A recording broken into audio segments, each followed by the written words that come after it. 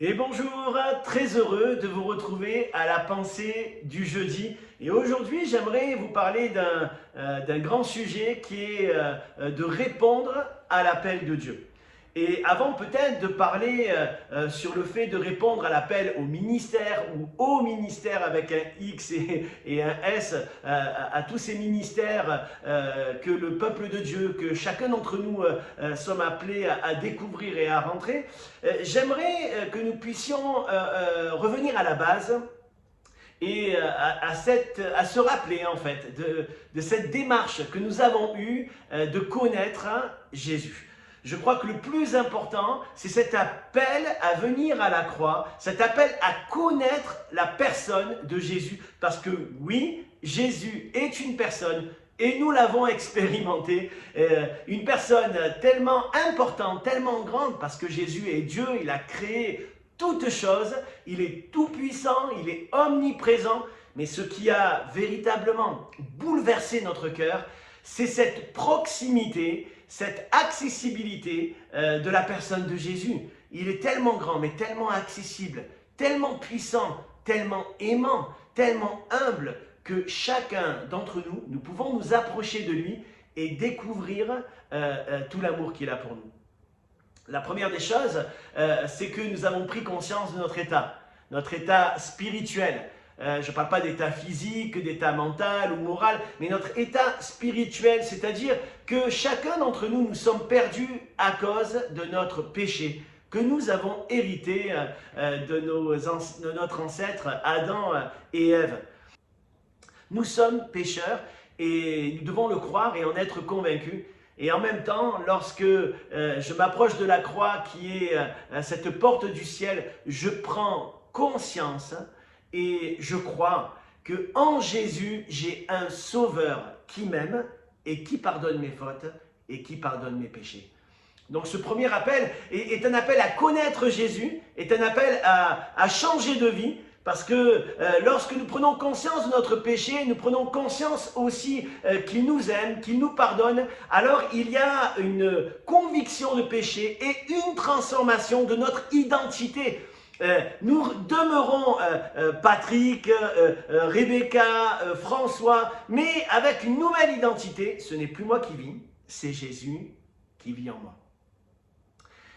Et la Bible dit qu'à tous ceux qui croient en son nom, il a donné le pouvoir de devenir enfants de Dieu, et c'est ce que nous sommes. C'est important de se rappeler ces choses, de se rappeler de notre démarche, parce que de là va découler aussi cet appel à annoncer l'évangile, cet appel à faire connaître Jésus.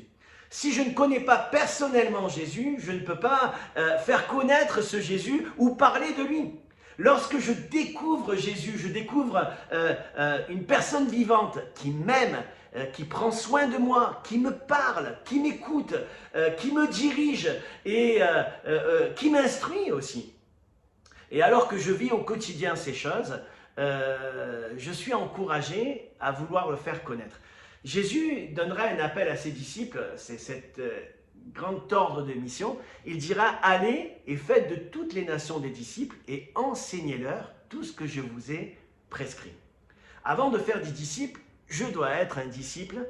Et un disciple, c'est quelqu'un qui connaît Jésus, c'est quelqu'un qui marche avec Jésus, c'est quelqu'un qui écoute Jésus et qui veut suivre toutes ses instructions.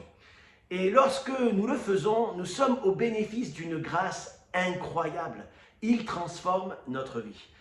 C'est un appel aussi à être rempli de lui, à être rempli du Saint-Esprit. Alors c'est quoi être rempli du Saint-Esprit? La personne du Saint-Esprit, dans Galates 5:22, nous est décrite comme une personne pleine de bonté, de patience, de douceur, d'humilité, d'amour, de tempérance.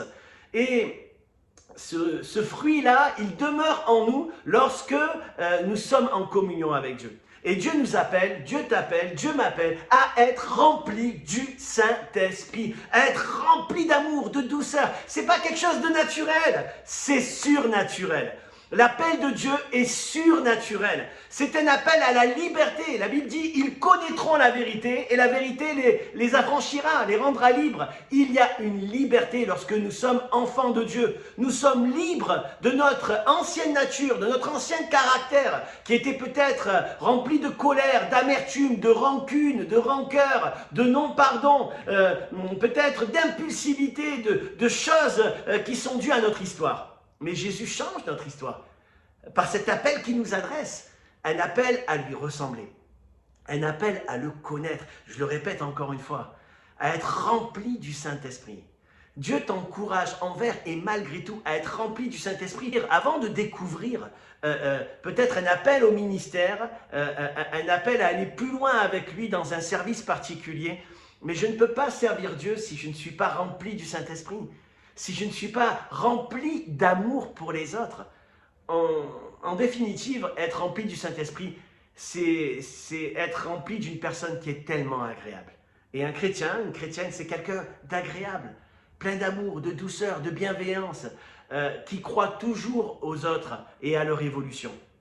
Dieu t'appelle à ça, Dieu m'appelle à ça, à croire que tout est possible avec lui et qu'il est capable de changer n'importe qui.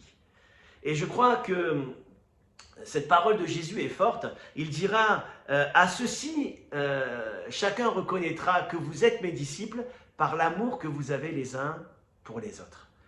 Donc servir Dieu, c'est un appel à aimer son prochain, un appel à aimer ses ennemis. Et ça, c'est pas quelque chose qui est à notre portée.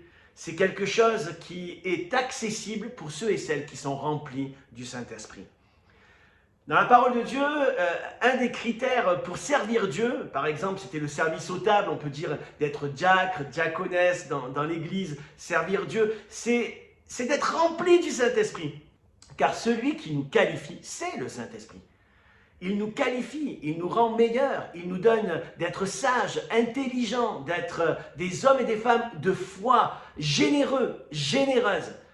Donc, il y a tellement de choses à dire sur l'appel. Je voudrais juste développer cette pensée-là ce matin.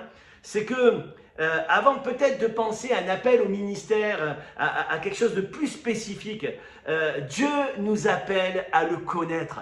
Dieu nous appelle à le connaître, à connaître son Fils, à connaître le Saint-Esprit et à être rempli du Saint-Esprit. Si tu as soif des choses d'en haut et que tu te laisses remplir du Saint-Esprit, alors Dieu va te qualifier à des tâches toujours peut-être plus importantes. La Bible dit que celui qui est fidèle dans les petites choses, Dieu lui en confiera des plus grandes. Ça a été le cas avec Étienne, avec Philippe. Il a commencé au service des tables. Et pour ce service, il fallait être rempli du Saint-Esprit. Et il est devenu ce grand évangéliste que nous connaissons. Il a gagné des foules en Samarie, il a gagné ce ministre éthiopien, il a été un gagneur d'âme. Et Dieu nous appelle à être des gagneurs d'âme. Rentrons dans cet appel à connaître le Seigneur. Rentrons dans cet appel à être remplis encore et encore du Saint-Esprit.